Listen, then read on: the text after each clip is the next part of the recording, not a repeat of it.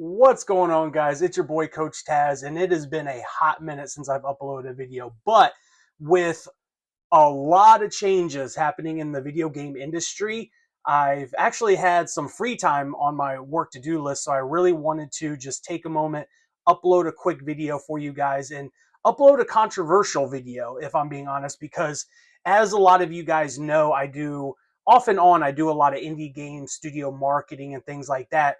Recently, just because of the way the video game industry is and all the massive layoffs, I've sort of pivoted back to my bread and butter. I own my own marketing agency where I service a lot of just service-based businesses, a lot more secure business models, if you guys could imagine. So I'm still involved a lot within the indie space. I still do like one-off consultancy calls and things like that.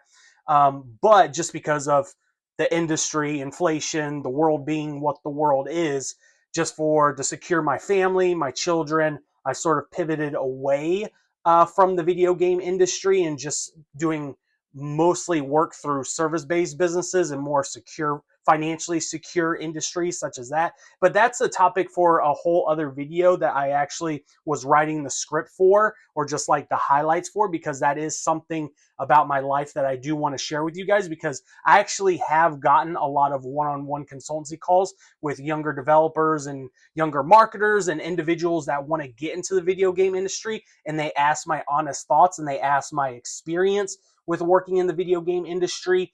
And I want to be honest and I want to share my story. So eventually at some point, I'm going to go and share a lot of details about my journey through the video game industry, working in it, trying to get into it, and then eventually taking a very quiet, slow exit out of it, just because of how volatile it's been over the last 2-3-ish years.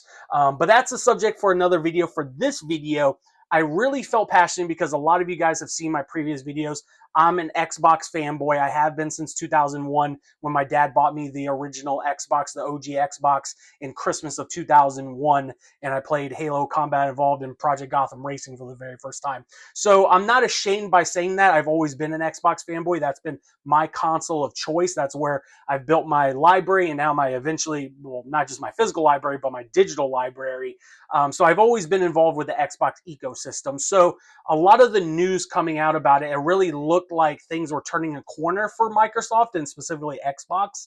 Now with Asher Sharma coming in and doing a whole lot of these, trying to fix a lot of the damaged brand reputation stuff that's been caused by the previous administration, or two previous administrations, I should say, to be honest. But within literally just 24 hours ago, all the recent news about Compulsion, Double Find, the developers of Hellblade series, a lot of studios are getting axed. There's a lot of CEOs and individuals within executive roles that are stepping down and getting quote unquote retirement packages, which we all know that's code for like you're being forcefully exited out and you're trying to save face.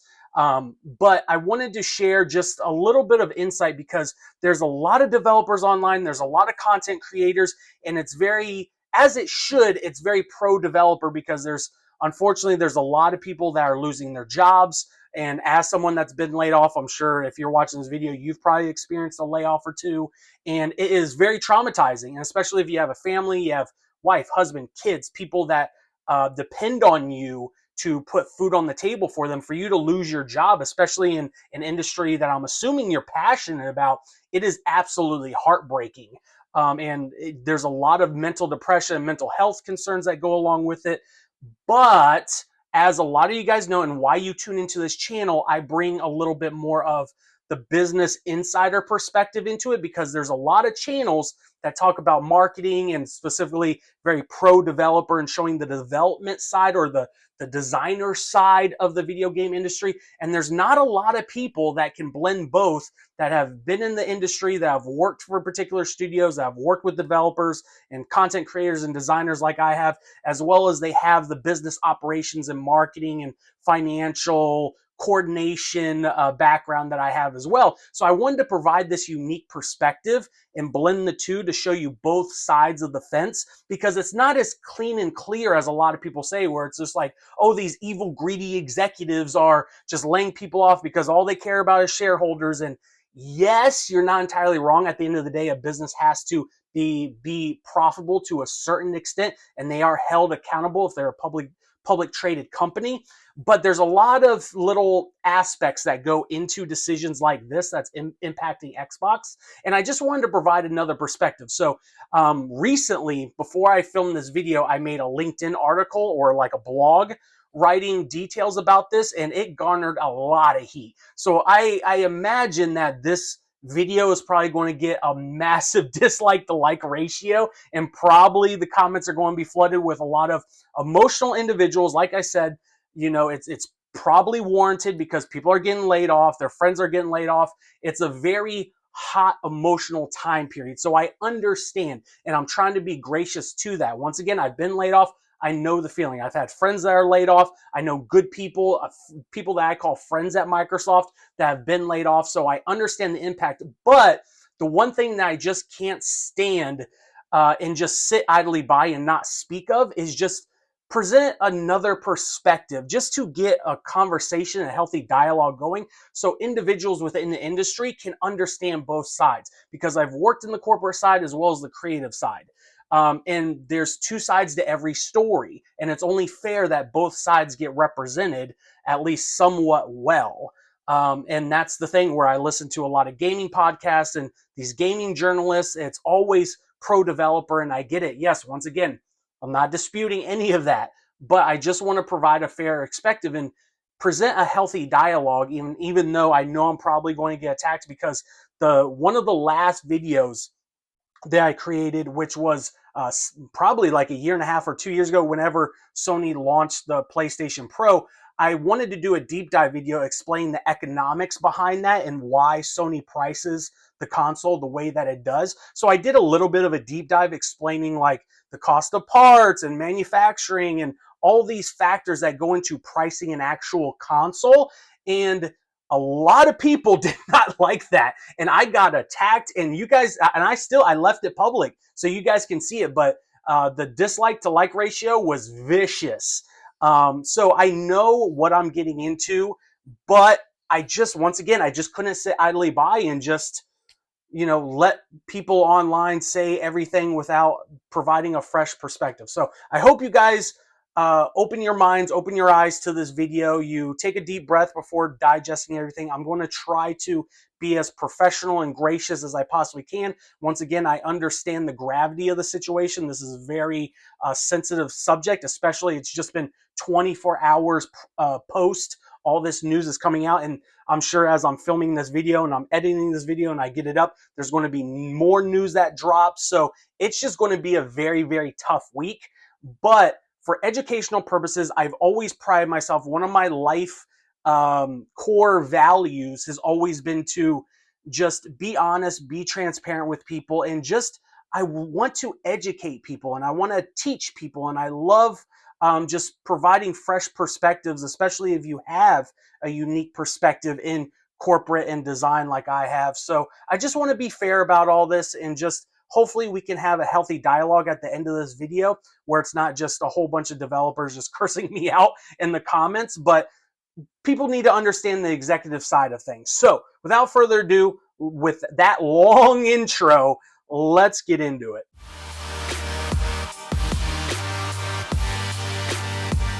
All right, so side number one, or what I'm going to call this, is like side of the fence number one, if the left side of the fence, where is the corporate leadership failure that's going on at Microsoft and just the gaming industry in general. Ultimately, a business performs based around its leadership. Microsoft and Xbox have proven to be historically terrible at basic economics, managing expectations and controlling budgets to maximizing their ROI. Look at things like Tango Gameworks, look at things like Double Fine and Hellblade and even Compulsion Games. And even though Microsoft keeps their numbers pretty close to the chest and they're not very public with their numbers, and I think that's for good reason. If they had something to brag about, they would be quick to do it, just like what they did with the recent Forza 6 numbers, selling over like 6 million copies or whatever it is, despite it being on Game Pass. So they're going to brag if the numbers are good. So by them being silent about the sales of South of Midnight, Killin, and the other Double Fine game, Keeper, and Hellblade, maybe there's probably not so much good news there, so they just decided to be quiet. But the reality is, regardless, whatever the size of the game is, AA, AAA, whatever, the biggest mistake that I've seen Microsoft make, specifically with the last administration, to be fair to Phil Spencer and Sarah Bond, they did a few things that I really thought was a good idea, but towards the back half, things really started to get skewy, and I think a lot of that has to do with Papa Satya, as I call him. As Satya has publicly stated, Microsoft has been subsidizing the vast majority of everything related to Microsoft, and they've been losing millions and millions of dollars. But regardless, when you have somebody like a Phil Spencer that really is pro-developer, which is honorable, and he's just writing blank checks to these studios like Double Fine, Compulsion, whatever, that are largely known for not creating, for the most part, these large AAA multi-million dollar hit games, blockbuster titles. You can't just give these studios a blank check. You have to manage expectations. And one of the things that really drives me nuts, what I've never understood, is I have friends, or I had friends inside of Microsoft that worked for the marketing research department, and they would do all the market research to see how profitable a particular game idea was. So if a South of Midnight goes into pre-production, that somebody there needs to be doing the market research to say, okay, this is probably towards a niche audience such as myself. I grew up in the South. I love the South. South of Midnight was my type of game. The soundtrack, the level design, the artistic design, I'm sorry if anybody disagrees, but that game was a banger. Yes, the combat was repetitive, but dang, South of Midnight, I really, really enjoyed it, but I'm a boy from the South. What can I say? But with the South of Midnight title, you could probably safely assume, based off market research, it's not going to gain the level of millions of dollars that your typical Fallout, Halo, Gears, Forza will make. So you have to manage those expectations, and somebody like a Phil Spencer or Sarah Bond has to come in and say, all right, we need the game completed. You can do this creative project to fulfill your creative itch because you are a more artistic studio like a Compulsion, like a Double Fine, but this is the timetable. These are the milestones that you got to hit. This is the deadline. We are expecting ROI in return because we believe through market research that X amount of people would be interested in this product, which means you're going to earn X amount of dollars. So we have to manage what goes in versus what comes out. So you can't just provide these studios a blank check and let them go develop these AA games for 7 years. I think South of Midnight was in development for 7 years. It's mind-boggling that you're never going to recoup the cost of that. So yes, a lot of the blame has to do with Microsoft and these gaming executives themselves just writing out blank checks. You cannot allow that to happen. You have to do your market research. You have to understand what the expectations are of your ROI, what the financial recoup costs are going to be, how long it's going to take to get there, and then you develop your budget around that. Now, the other side of the fence, now we're going into the controversial one. And before we even get to all this, I want everybody just to take a big deep breath and just marinate on what I say. Don't get angry with your typey fingers and start cursing me out in the comments. Just wait until the end, hear what I have to say, and then let's just have a healthy dialogue. Because if anybody's really blasting me in the comments, being very negative, I'm not going to respond to you anyways because I don't got time for all that. But here we go. Side number 2 of the fence, the studio operational reality. As creatives, we are very emotional beings. I think all of us know that. We've recognized that about ourselves. But if creatives do not start developing thicker skin, it's going to hinder all of our growth. We have to understand how to separate our personal connection to our creative works to the business aspect of things and the criticism that will come along with that when revisions are being made. Having helped indie studios with marketing operations off and on since 2020, the hard truth is that development teams move incredibly slow. This is where everybody's going to get hot, but this is me speaking out of my own personal experiences. I've spoken with other development teams and managers of these development studios that have phenomenal, hardworking teams. They move fast. Sometimes they're overworked and underappreciated, and I'm not trying to diminish all that, but I'm speaking from my own personal experiences working with studios that I've worked with. A lot of the times, I've been a part of these teams. I've been on the Discord servers. I've been on the Slack channels. I've been a part of the meetings.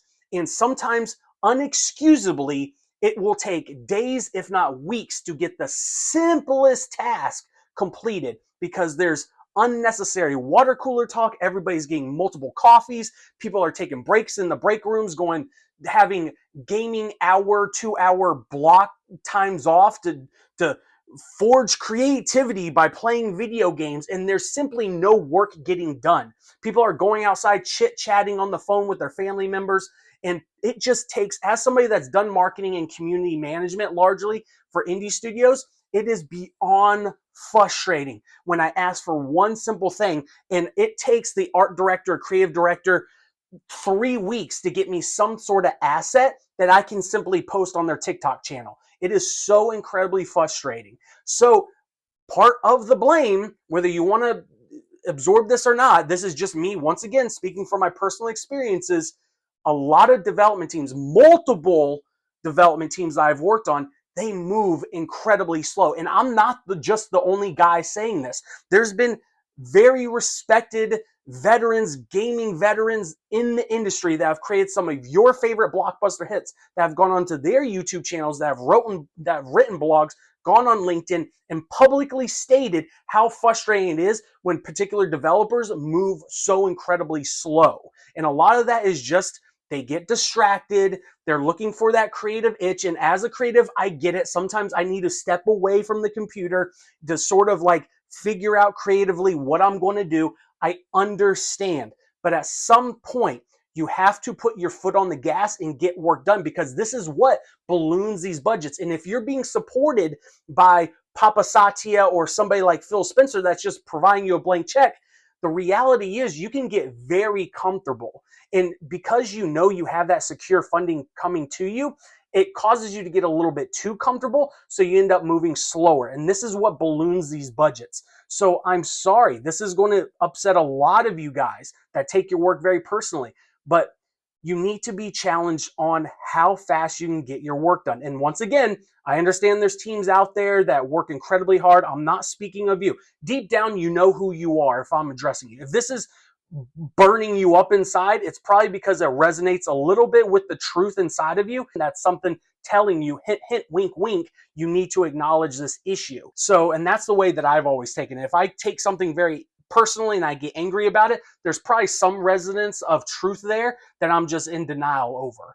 But that's just my personal experience. Like, just once again, to tell you guys the truth, I used to, a couple years ago, I worked for this very large marketing agency that generated over $10 to $15 million a year gross.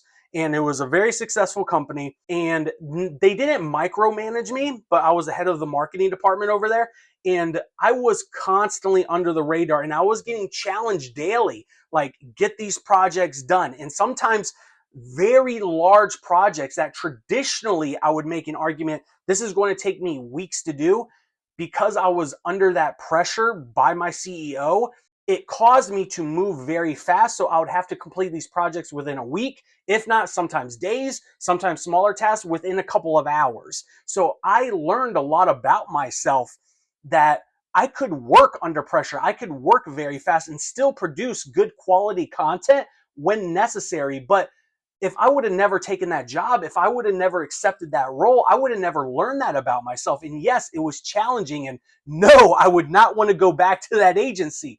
But it taught me something about myself, and I took those skills and I utilized those in my own agency today. And that's why a lot of businesses hire my agency, because we have that fast turnover. I've adopted those practices and I've utilized it for my own business. So I've grown through that. So I'm asking everybody here, ask yourself, where can you grow? How can you become better? Because if you're just living, which drives me nuts about the gaming industry, and I'm gonna go more into this into my next video, but one of the problems with developers in the gaming industry in general, with journalists and podcasters and gaming insiders and all of you guys, is it is very echo chamber-ish. Everybody loves hanging out with people that say the same things that they say and do the same things they do and believe the same things they believe. And that is very dangerous to be around, because if you're just being around people that regurgitate the same garbage to you day in and day out, you're never going to be challenged. And if you're not challenged, you're not going to grow, because challenge brings growth. Growth and things that challenge us is only present if we have another perspective coming to us. So we have to approach things with an open mind. But the bottom line of all of this is the ongoing collapse within the video game industry stems from a toxic mix of two things: executive leadership unable to manage milestones, set realistic project scopes, and push teams fairly. But number two, development teams hiding behind pointless meetings, water cooler talk, poor internal milestones, and emotional fragility. And that is where I'm going to trigger a lot of people because they can't separate their personal work from the business aspect. And I've spoken to people on LinkedIn, and I know it's sort of like a lost cause because people will believe what they choose to believe, and if they choose not to be open-minded, then that's on them. I can't control other people. But there's people out there that truly believe they should just be compensated for all the work that they're doing on the video game, and just everybody should just provide them a blank check like money grows on trees. That's not how business works. A business has to generate revenue. It has to make more than what it spends, or else that company is going to go out of business. And this is where a lot of creators just refuse to understand, especially in the gaming industry where it's very emotionally driven. You guys have to take your emotions out of the equation and think about this from a realistic perspective. This is how business works. Video game studios are no different. They have to pull in a profit. They have to make more money to put money into their reserves, to save the reserves for a rainy day when there's a bad season, when there's inflation, when there's no opportunities coming, when there's no publishers coming. They have to be able to have this recurring revenue coming in.